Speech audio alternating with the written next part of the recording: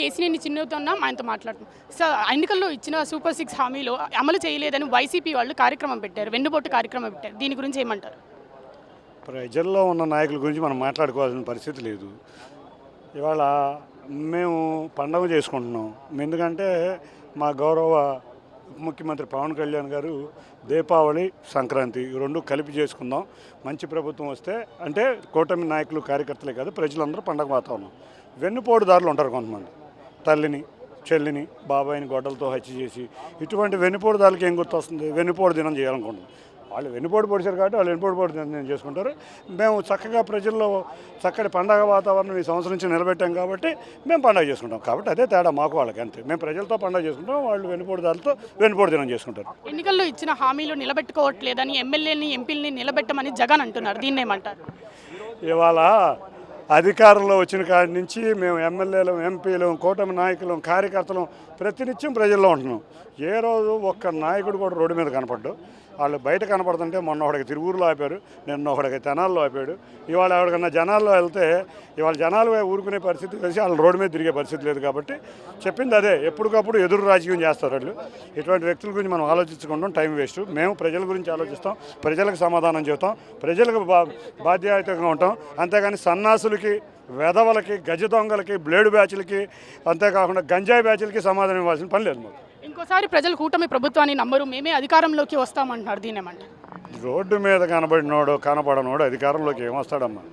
మేము మా నాయకుల్ని, మా ముఖ్యమంత్రి గారు, మా ఉప ముఖ్యమంత్రి గారు, మా నారా లోకేష్ గారు, మా నాదల మనోహర్ గారు, మా బీజేపీ నాయకులు, కార్యకర్తలు రోజు రోడ్డు అమ్మడి ఉన్నాం.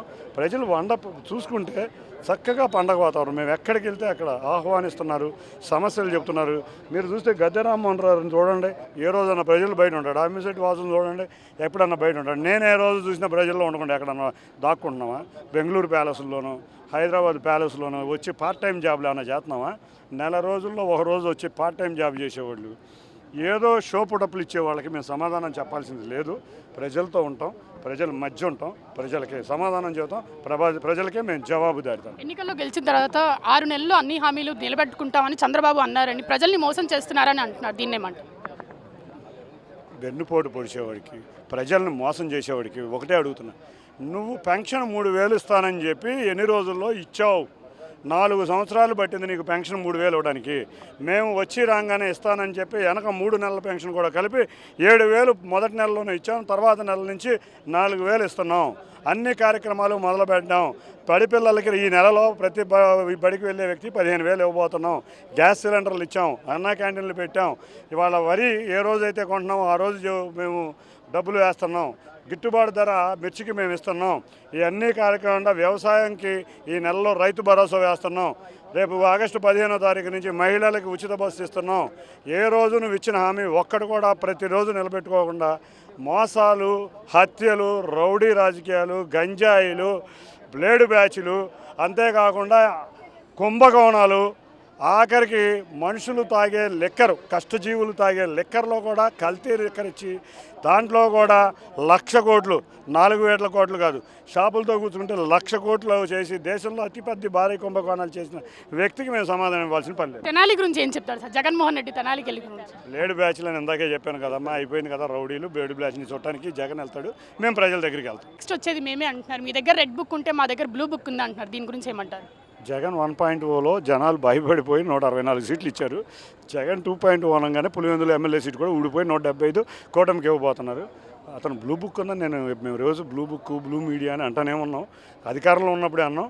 రెడ్ బుక్ అనేది మేము అక్రమాలు చేసే వాళ్ళ మీదే ఉంటుంది కానీ ప్రజల మీద ఉండదు. ఈ బ్లూ బుక్ ఏం చూపిస్తుందంటే ఎక్కడ ప్రజల భూములు ఉన్నాయి, ప్రజల్ని ఎక్కడ దోచుకోవచ్చు, ఎక్కడ దాచుకోవచ్చు, ప్రజల్ని ఎక్కడ లూటీ చేయొచ్చు, ఇటువంటివన్నీ బ్లూ బుక్లో ఉంటాయి. మా రెడ్ బుక్లో ఏంటంటే గాడి తప్పిన అధికారులు, గాడి తప్పిన రాజకీయ నాయకుల గురించే ఉంటుంది. వాళ్ళు తప్పులు చేస్తే మేము చూశారు. మా కూటమి అధికారంలోకి వచ్చినాక వెంటనే ఎవరిని అరెస్ట్ చేయలేదు.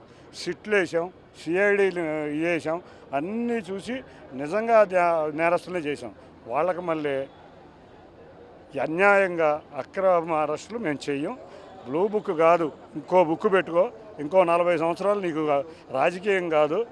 నువ్వు అనేది రేపు ఎలక్షన్స్కి నీ పార్టీ అనేది మిగలదు, భూస్థాపితం పోతుంది. ఇప్పుడే మాకు వచ్చిన పర్సంటేజ్ ఇప్పుడు 70% అయితే మినిమం వచ్చే పరిస్థితిలో ఉంది. కెమెరామెన్ విజయ్తో అథా మొహమ్మద్, RTV విజయవాడ.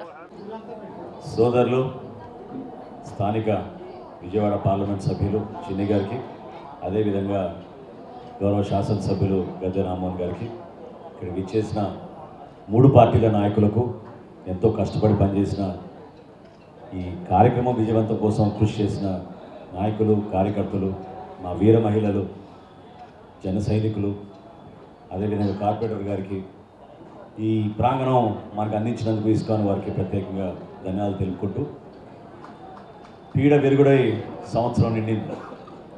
ఈ రోజున రాష్ట్ర వ్యాప్తంగా మన ఒక పండుగ వాతావరణంలో ప్రజలకి ఒక పాజిటివ్ మెసేజ్ పంపించాలనే ఆలోచనతో ఈ కార్యక్రమం చేపట్టాం. భారతదేశంలో ఎక్కడ లేని విధంగా ఒక అద్భుతమైన తీర్పు మన ఆంధ్రప్రదేశ్ ప్రజలు కూటమిని బలపరిచారు. నరేంద్ర మోడీ గారి నాయకత్వం, చంద్రబాబు నాయుడు గారి నాయకత్వం, పవన్ కళ్యాణ్ గారి నాయకత్వం ఖచ్చితంగా మన రాష్ట్రానికి అవసరం అని, ఎవరెన్ని ప్రలోభాలకు గురి చేసినా, ఎవరెన్ని ఇబ్బందులు పెట్టినా, ఎంత దారుణంగా ప్రవర్తించినా ఓపికతోటి ఆ రోజులు గంటలు గంటలు క్యూలో నిల్చుని ఈరోజు కౌంటింగ్ జరిగిన రోజు గత సంవత్సరంలో ఎంత అద్భుతమైన తీర్పు ఇచ్చారో మీ అందరూ చూశారు. మనందరం కూడా ఒక అంకిత భావంతో ఎప్పుడు కూడా కేవలం విమర్శించడానికి కోసం, రాజకీయ లబ్ధి కోసం కాదు, మనం చేసే ఈ ప్రస్థానం చాలా కష్టమైన ప్రయాణం. చంద్రబాబు నాయుడు గారు ఈ వయసులో రాష్ట్రంలో ఉన్న ఆర్థిక ఇబ్బందుల్ని అధిగమిస్తూ అనేక సంక్షేమ కార్యక్రమాలు, అభివృద్ధి కార్యక్రమాలు చేసుకుంటూ వచ్చారు. ఇంత దూరం ప్రయాణం చేసినందుకు మమ్మల్ని అందరినీ ముందు నడిపిన మా అధ్యక్షుడు పవన్ కళ్యాణ్ గారు ఎంతో త్యాగం చేసి, కృషి చేసి కూటమి విజయం కోసం అహర్నిశలు కృషి చేశారు. మరోలేని రోజులు. ఎందుకంటే 3 పార్టీలు కలిసి ఎక్కడ కూడా ఎటువంటి సందర్భంలో కూడా చిన్న ఇష్యూ రాకుండా సీట్ల సర్దుబాటులో కానివ్వండి, ప్రజల్లో మేము చేసిన క్యాంపెయినింగ్ కానివ్వండి, ఒక చైతన్యం తీసుకురావడం కోసం చేసిన కృషి కానివ్వండి, ఎవరూ కూడా మర్చిపోలేం. దీని వెనక మాతో పాటు మీరందరూ కూడా ఎంతో మనస్ఫూర్తిగా మీరు కష్టపడి కసితో పనిచేశారు. ప్రతి ఓటు వేయించారు, కేసులు పెట్టించుకున్నారు, కొట్టించుకున్నారు, ఎంతోమంది అవమానపరిచారు. కానీ మీరు నిలబడ్డారు. మీరు నిలబడిన స్ఫూర్తి ఖచ్చితంగా రాబోయే రోజుల్లో మన రాష్ట్రానికి, మన ప్రజలకి ఒక అంకిత భావంతో మరొకసారి ఈ కలయిక దేనికోసం, స్వార్థం కోసం కాదు, పదవుల కోసం కాదు, ఈ కలయిక కేవలం రాష్ట్ర భవిష్యత్తు కోసం, మన బిడ్డల కోసం, సంక్షేమం అభివృద్ధి రెండూ చేసి అద్భుతంగా మనం ముందుకు తీసుకెళ్దాం. దానికి మీరందరూ కూడా ఆశీర్వదిస్తారని, ఓపికగా చేసే ప్రతి కార్యక్రమంలో కూడా మీరందరూ భాగస్వాములు అవ్వాలని మనస్ఫూర్తిగా ప్రతి ఒక్కరిని కోరుకుంటూ, చక్కటి కార్యక్రమం ఏర్పాటు చేసినందుకు వాసుకు, ఇక్కడ ఉన్న కార్యకర్తలందరికీ కూడా నేను ప్రత్యేకంగా ధన్యవాదాలు తెలుపుతున్నాను. ఎప్పుడు కూడా విజయవాడ రాజకీయం నిజంగా ఆంధ్రప్రదేశ్ రాజకీయాలకి ఒక ప్రముఖమైన పాత్ర ఈ గతంలో ఎంతో పోషించారు. ఆ చైతన్యం మళ్ళీ తీసుకురావాలి. ప్రతి ఒక్కరు కూడా పాల్గొనాలి, నిలబడండి. మనం చేసే కార్యక్రమం మన ప్రజల కోసం, కేవలం రాజకీయ లబ్ధి కోసం కాదనే భావన ప్రతి ఒక్కరిలో తీసుకొచ్చి ఈ చైతన్యాన్ని నింపమని, కూటమి విజయాన్ని మనందరం కూడా సంతోషంగా ఆనందించి, సాయంత్రం ఈరోజు 6 ప్రతి గ్రామంలోనూ, ప్రతి వార్డులోనూ, ప్రతి ప్రాంతంలో కూడా మనం అద్భుతంగా టపాకాయలు పేల్చి మన విజయాన్ని మనం మరొకసారి గుర్తు చేసుకుని ప్రజలకి ధన్యవాదాలు తెలుపుకుంటూ, కృతజ్ఞత భావంతో కలిసి పనిచేసుకుందామని కోరుకుంటూ, నేను మరొకసారి మిమ్మల్ని అందరినీ కూడా మనస్ఫూర్తిగా కొనియాడేది, కలిసి ఉందాం, అద్భుతంగా మన రాష్ట్రాన్ని ముందుకు తీసుకెళ్దాం. మన నాయకులు పవన్ కళ్యాణ్ గారి సారథ్యంలో మనం చేస్తున్న కార్యక్రమాల్ని నరేంద్ర మోడీ గారు, అదేవిధంగా చంద్రబాబు నాయుడు గారు తీసుకెళ్తున్న మన ప్రభుత్వాన్ని మనం ముందుకు తీసుకెళ్దామని కోరుకుంటూ సెలవు తీసుకుంటున్నాను. జై కూటమి, జై కూటమి. పరిపాలన సంవత్సరం పూర్తయిన సందర్భంగా మొట్టమొదటి కార్యక్రమం జనసేన కార్యక్రమం రావడం నాకు చాలా ఆనందంగా ఉంది. కూటమి అంటే ఏ విధంగా ఉండాలి, నిజంగా ఒక చిన్న కుటుంబంలో చిన్న సమస్యలు వస్తేనే తట్టుకోలేని పరిస్థితిలో ఇవాళ గౌరవ ముఖ్యమంత్రి నారా చంద్రబాబు నాయుడు గారు కానీ, మన గౌరవ ఉప ముఖ్యమంత్రి పవన్ కళ్యాణ్ గారు కానీ ఇంత పెద్ద కూటమిని ఏ సమస్య లేకుండా తీసుకువెళ్తున్నందుకు వాళ్ళకి తోడు చేదోడు వాదోడుగా ఉన్న నారా లోకేష్ గారికి, నాదండ్ల మనోహర్ గారికి అందరికీ కూడా పేరు పేరున ధన్యవాదాలు తెలుపుకుంటూ, ఈ కూటమి మరిన్ని 30 సంవత్సరాలు పైగా ఇదే విధంగా రాష్ట్రాన్ని పాలించే విధంగా ఉండాలని మనం అందరం కోరుకుంటూ, ఈ సుపరిపాలనతో ఈ రాష్ట్రం ముందుండాలని అందరికీ విజ్ఞప్తి, అందరికీ కోరుకుంటున్నా. థ్యాంక్ యూ, ధన్యవాదాలు. Thank you. చక్కటి కార్యక్రమం పవన్ కళ్యాణ్ గారి పిలుపుతో ఇక్కడ అంగరంగ వైభవంగా జరుపుతున్న తమ్ముడు వాసు గారికి మనస్ఫూర్తిగా నేను అభినందన తెలియజేస్తూ ఈ కార్యక్రమానికి ముఖ్య అతిథిగా విచ్చేసిన నాదెళ్ల మనోహర్ గారు సంవత్సర కాలం నుంచి కూటమి ప్రభుత్వం అధికారం దగ్గర నుంచి తనకిచ్చిన బాధ్యతను ఎంతో సక్రమంగా నిర్వర్తిస్తూ అనేక సంస్కరణలు తీసుకొస్తున్న మనోహర్ గారికి, అదేవిధంగా పార్లమెంట్ సభ్యుడుగా ఒక తిరుగులేని విధంగా ప్రతి ఒక్క ఊరికి కావాల్సిన సమస్యలు పరిష్కరించుకుంటూ ఎక్కడికక్కడ కూటమి బలాన్ని పెంచుకుంటూ ముందుకు వెళ్తున్న చిన్ని గారికి, ఇతర పెద్దలందరికీ కూడా మనస్ఫూర్తిగా నాకు నమస్కారం తెలియజేస్తూ 5 సంవత్సరాల పాలనలో చూసిన రాక్షసత్వాన్ని పారదోలే విధంగా ప్రజలు ఇచ్చిన తీర్పు మొన్న ఎలక్షన్ అనేది ప్రజలు చేసిన ఎలక్షన్ మేము చూసాం.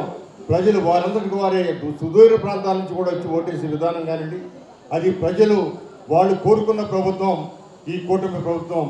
వారి ఆశల్ని వారి యొక్క ఉద్దేశాన్ని నెరవేరేటట్టు మనందరం కూడా కలిసికట్టుగా ముందుకు వెళ్ళి అభివృద్ధి కార్యక్రమాన్ని సంక్షేమ కార్యక్రమాన్ని చేసుకుని ఒక సంవత్సరం అడుగు పడింది. మరొక సంవత్సరానికి మరింత మెరుగైన అభివృద్ధితో మెరుగైన సంక్షేమంతో ముందుకు వెళ్ళాలని, దానికి ఆ శక్తి ప్రజలందరూ కూడా కూటమి ప్రభుత్వానికి నారా చంద్రబాబు నాయుడు గారికి కానీ, పవన్ కళ్యాణ్ గారికి కానీ, అదేవిధంగా బీజేపీకి కానీ, అదేవిధంగా లోకేష్ బాబు గారికి కానీ మనందరం కూడా అండగా ఉండి ఖచ్చితంగా ప్రజల సంక్షేమం అదేవిధంగా అభివృద్ధి రెండు కూడా కొనసాగించాల్సిన అవసరం ఉందని తెలియజేస్తూ ఈ రోజున ఈ కార్యక్రమాల్లో పాల్గొనే భాగ్యం కలిగించిన నా తమ్ముడు వాసు గారికి మనస్ఫూర్తిగా కృతజ్ఞతలు తెలియజేస్తూ సెలవు తీసుకున్నాను. జై హింద్, జై జన్మభూమి.